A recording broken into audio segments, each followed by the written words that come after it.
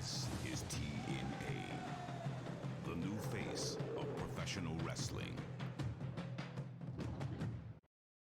Hello, everyone, and welcome to the Feast or Fired for October 2nd, 2002. Ryan with Mel. Hello. And we're just going to get into this episode. We already got all three titles on the line tonight, so it'll be a jam-packed show. Definitely an upgrade from last week. Okay, we start with Six, Pac, and BG James. They're calling out Jarrett and Lawler, I think. I say BG James mostly talks in riddles, and it's really hard to understand what he's meaning. I think more appropriately, it's supposed to be he's talking in jive, but I don't understand it most of the time. Me either.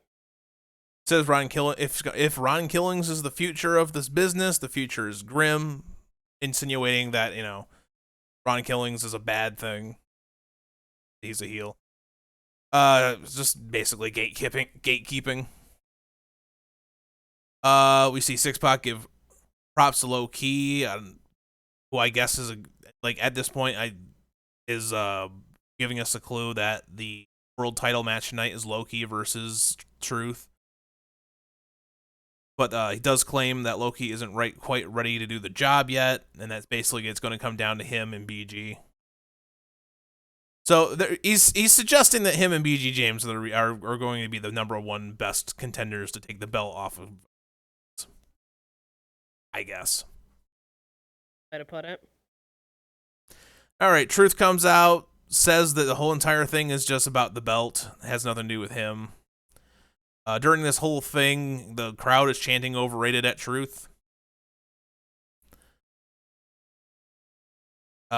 Six Pac issues a challenge to fight right there. Jarrett interrupts. Like we're going to get it. And he comes out and he points out that they were supposed to have a 6-man tag match tonight, but Scott Hall is absent. So Jarrett says that instead, we're just going to have a 2-on-3 handicap match, with it being BG James and Six Pac versus him, Ela Skipper, and Brian Lawler. Almost immediately in the next match, we find out that this has changed and it's just a tag match and Skipper's been dropped. He's not happy. Yeah. So, match number 1, Amazing Red versus Sharkboy. So, an X Division match. Starts with some chain wrestling, exchanging holds and throws. Pretty standard stuff for this kind of style. At this point, Skipper shows up in commentary, and that's when we find out that he was removed from the match. Also, Plumtree's back again, and he is out there for almost every match tonight, except for the tag title match, I think. I thought he was out there for the tag. If he was, then he's been out for every match. Because almost every match tonight had a X Division competitor in it. True.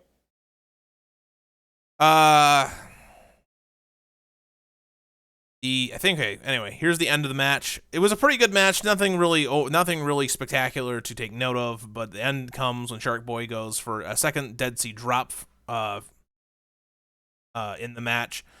But he gets stopped. Red hits his infrared finisher, and then a standing shooting star pressed and gets his victory, which he is then promptly attacked by Ela Skipper, who is incensed over the fact that he's the one getting left out of the tag match. Even starts fighting off security until Don Harris comes out, shoving Skipper out of the ring. We see a lot of Don Harris tonight. Yeah, we do. All right. Goldilocks is with Loki in the back. He addresses the fact that Six Pac, what Six Pac said to him, and then he puts himself in the X Division. Basically says he's going to get the title tonight. All right.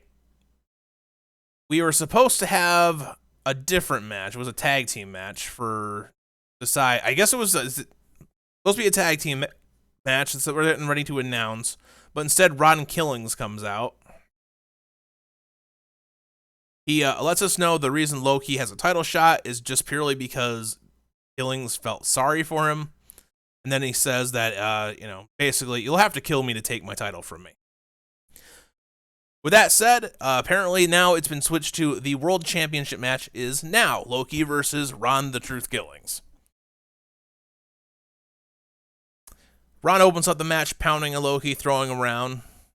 Loki does manage to quickly turn things around, shows Ron the power of his strikes. I mean, it's sending Ron reeling with how hard Loki's supposedly hitting him.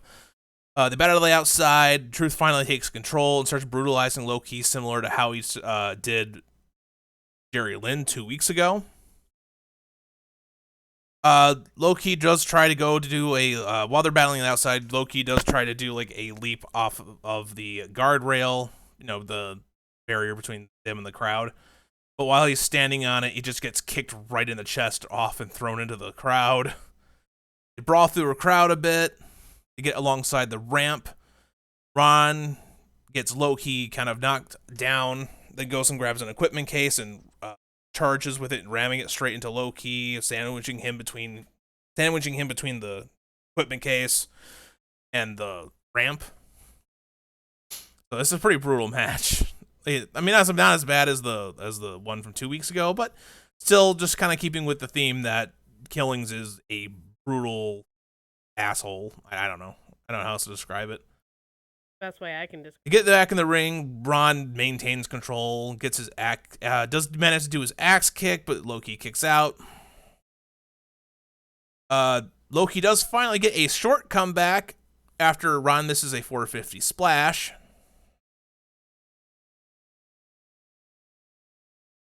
Gets in some strikes. He does a dragon sleeper in the ropes. But it's being sold at this point that the damage done on the bit where they were fighting outside the ring, especially with that equipment case, has made Loki slow and unable to capitalize on a lot of his moves.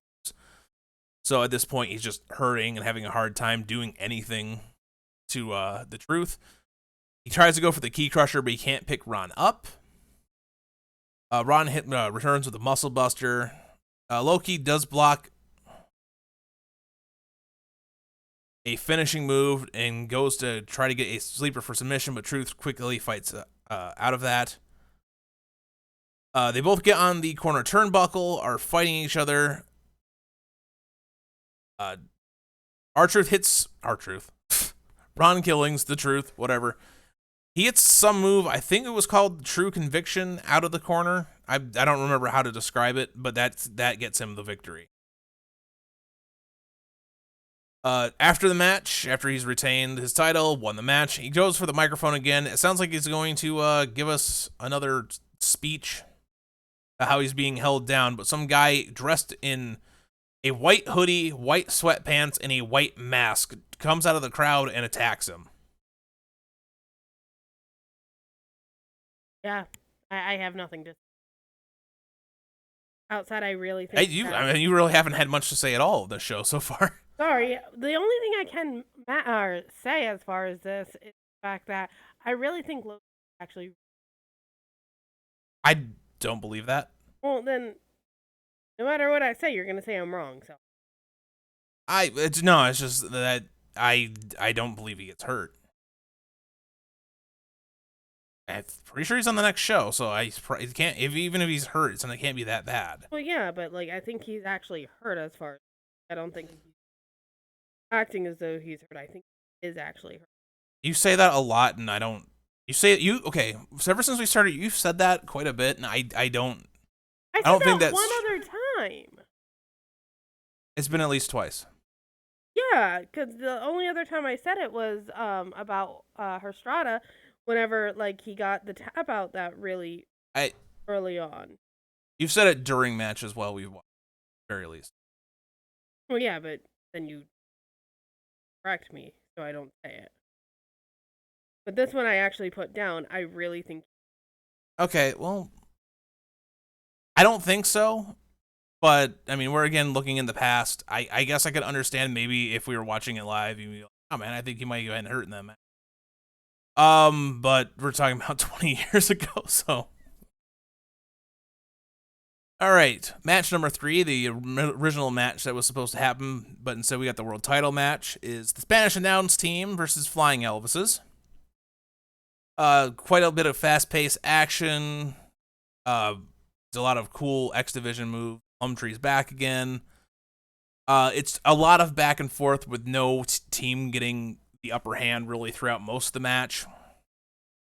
We do see the SATs do a series of double team moves on Yang that are quite unique and fun. I don't have any of them written down because they happen so fast paced that I really can't describe them all. I would like writing down the first one, I would have missed the next two.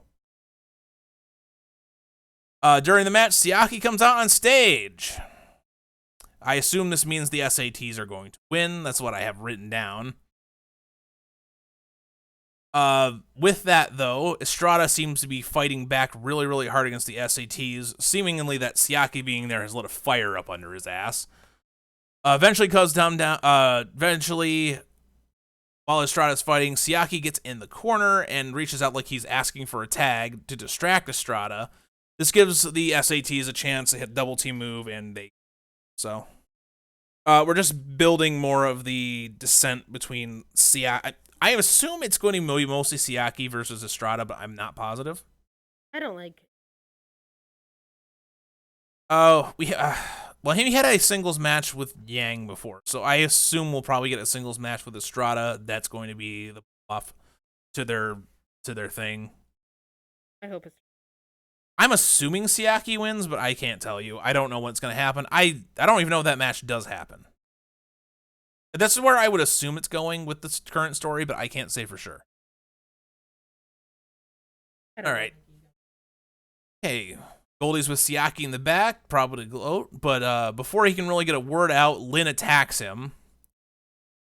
AJ Styles then steps in, pretending to try to stop the fight between the two of them, but he's actually just holding Jerry Lynn and letting Siaki get his shots in. He proceeds to keep pretending that he wants it to end. He holds open one of those equipment cases until Lynn gets shoved in it, and then he shuts it and sits down on top of it. It's silly, evil. AJ Styles is what we're seeing right here. Kinda. It could be fun. We'll see where this goes. If he even continues with this attitude, I don't know. I think it would have been funnier with better production values. They got the point across. Anything to add? I mean, outside of the fact that Stylus hurt. Well, he's got the title match later that night, so he wants to have as much of an advantage as possible. I understand. Okay. Which sounds like I'm saying I like the food. I don't even know if oodles and noodles is still a thing. That's what I called ramen. Most of my. Okay, but oodles and noodles was a specific product. I want to say I don't believe you. I have a feeling. It doesn't really matter. This is a wrestling show. Sorry. All right, match 4. Sonny Siaki versus David Young. So we get to see David Young back. I even wrote it down. It's good to see him back now that Lawler has David Young's previous gimmick. I had to look up what his nickname got. Oi Pants? Oi Pants. Well, now it was Oi Shorts. Now I think it's Oi Pants because yeah, so last time we saw David Young, he was doing the thing where he had his girlfriend at ringside and it was distracting him. Yeah. Yeah, because it was. Yeah, now he's just coming out alone and he's just kind of an X-Division guy. He doesn't really have a gimmick right now. Actually, no, I think they were trying to sell some sort of gimmick during the match, the commentators, but I really don't recall what it was, and I don't have it written down. All right. Young is mostly in control of the early goings of the match, showing a lot of his flips and more flying moves. He doesn't look like someone who's as agile as he actually is, so it's interesting to see. Probably because he's built more like a tree trunk than like a flyer, you know? He's very stocky, very, very round. He's not fat. He's just built like that way. You know what I mean? Yeah. It's not like Samoa Joe where he's clearly got extra weight. Not that you've seen Samoa Joe yet, but During this, Siaki is trying to get some power moves and quick pins for victories, but it's not working. Eventually, Young gets put into the Tree of Woe, and Siaki does a cannonball into him. I noted during this match that he was doing moves, or Siaki kept on doing moves that I thought were actually just part of the Elvis gimmick, like that front flip leg drop that he does. Because the way he does it feels like it's supposed to be like an Elvis dance, but I guess they're just his moves.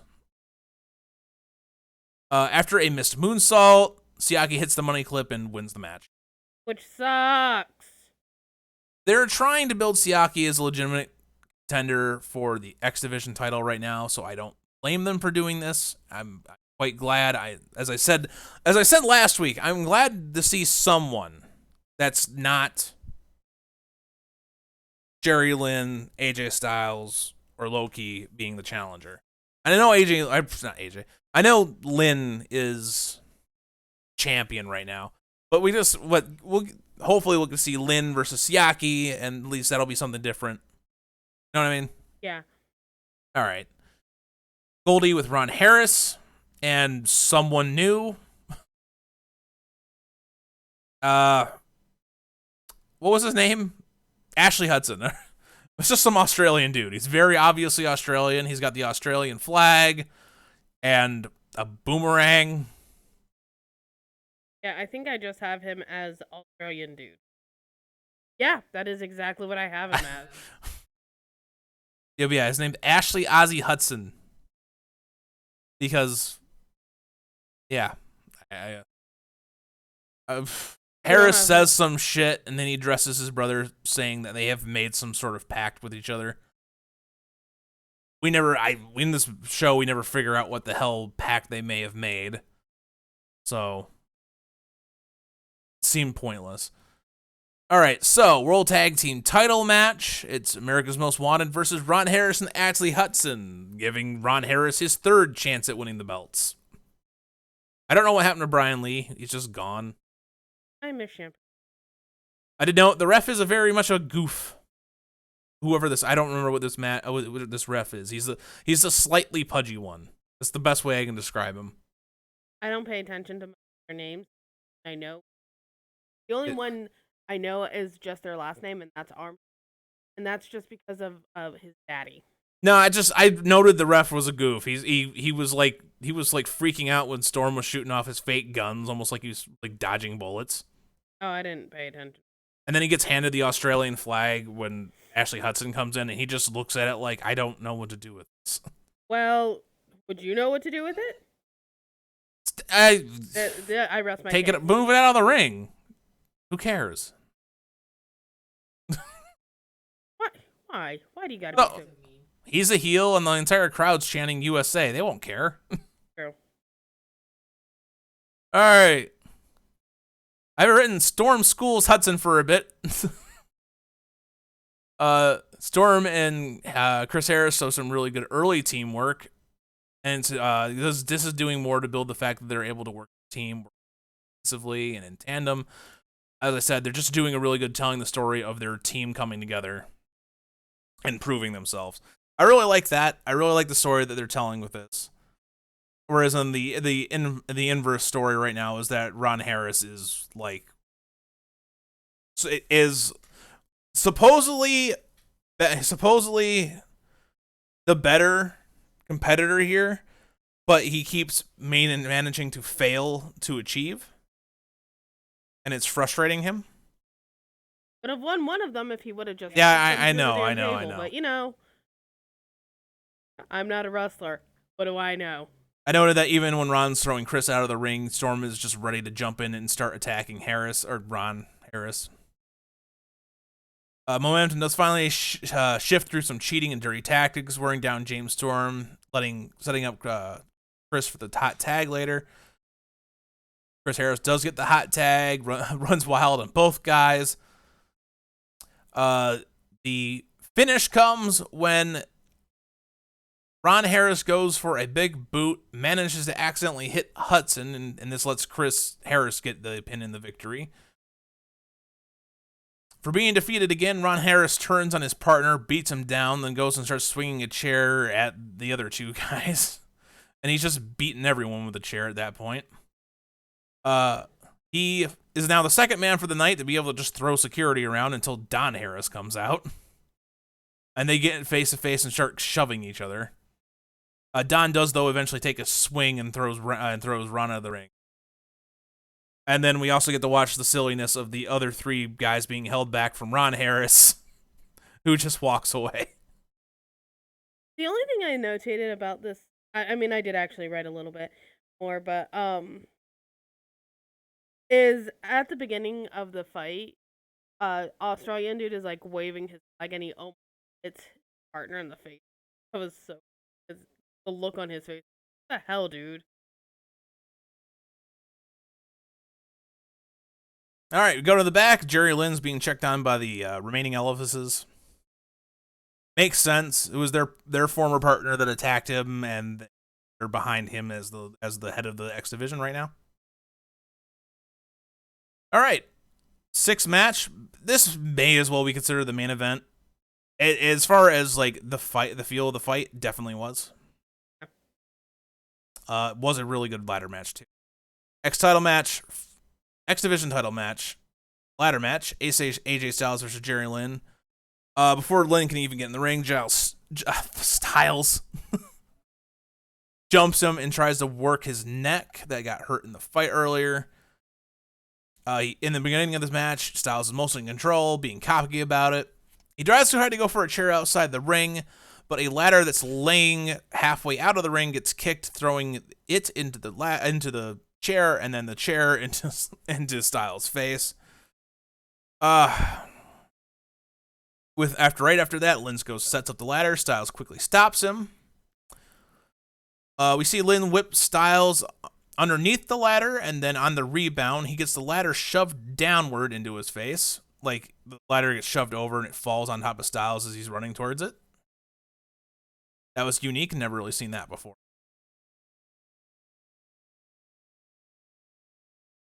The ladder is in the corner, and they fight over there for a while, and then Lynn does a barrel roll slam on Styles.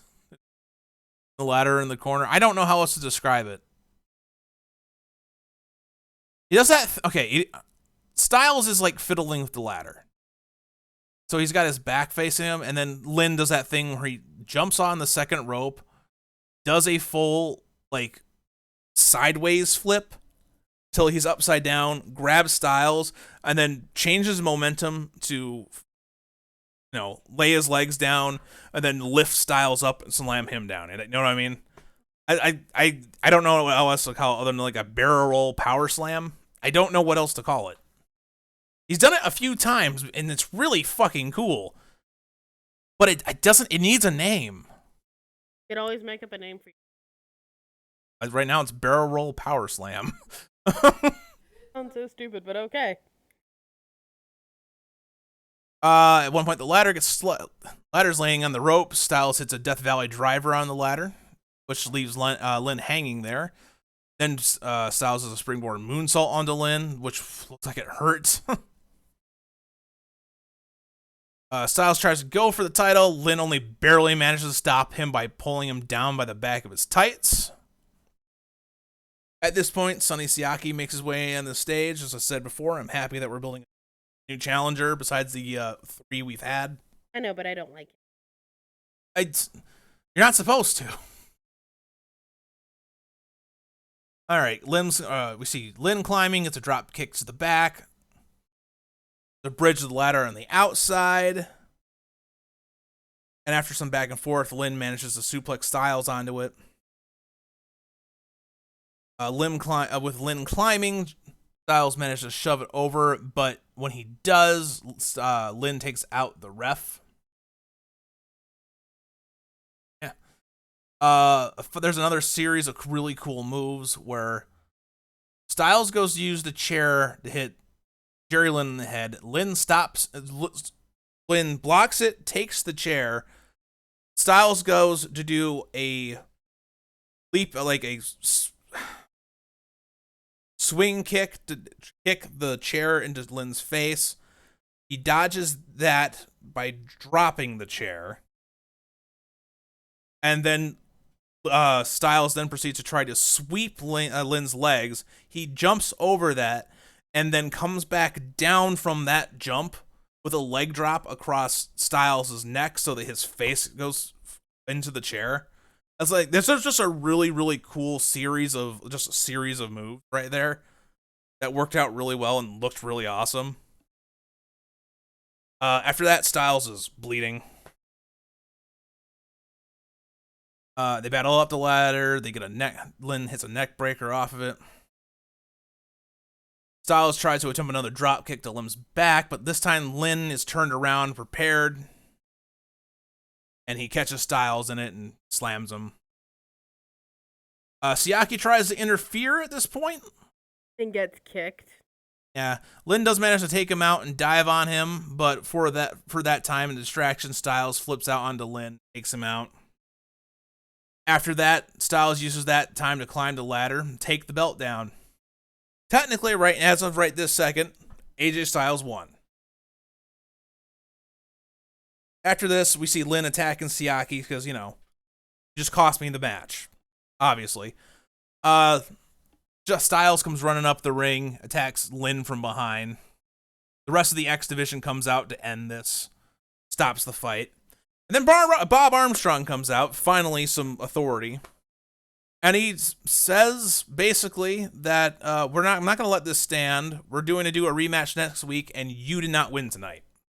Yeah, it was a combination of the parents from Maniac and the fact that Jerry Lynn and Mac got into a fight early. But yeah, so as far as I can, he says rematch. So I assume it's going to be a second ladder match next week. I want to know if they can top this one. It would be interesting to see, for sure.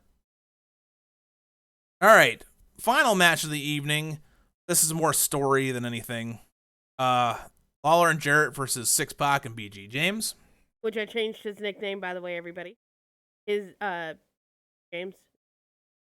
Ask is now, oh, you didn't know? Because I love that. Yeah, my wife is a really big fan of his catchphrase. And I don't know. I've offered to show her his time in WWE, and she's declined, but I think she'd enjoy it a lot more than this.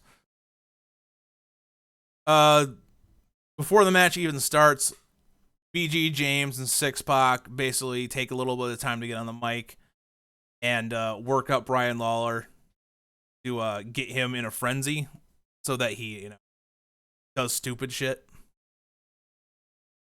Six Pac even insinuates that that Lawler's girlfriend's sleeping with him.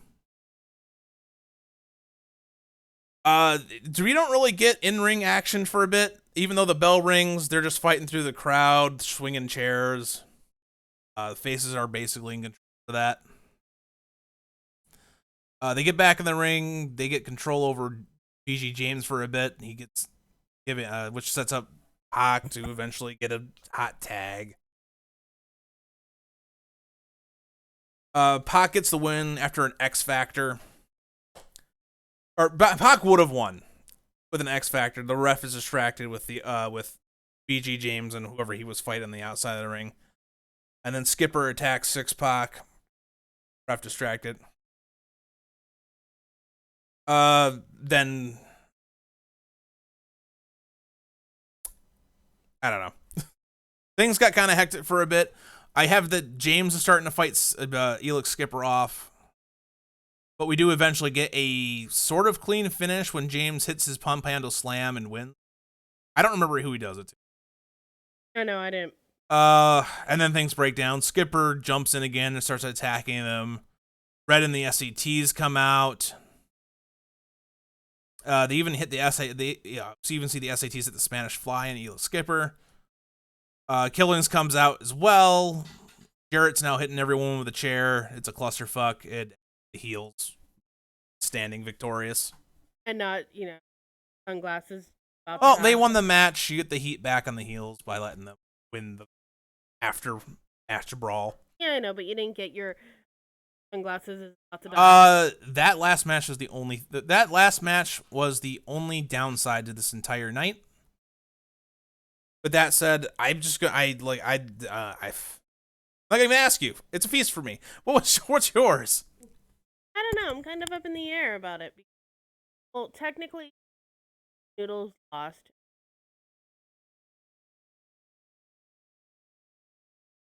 And I couldn't pick half of this. I was really um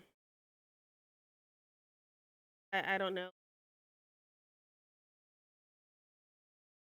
Not really a feast, but not a fired. Okay, well we don't do half scores here. Pick one. I don't know. I guess more feast than fired then. So feast. If we were Brian and Vinny, you'd give it a thumbs in the middle.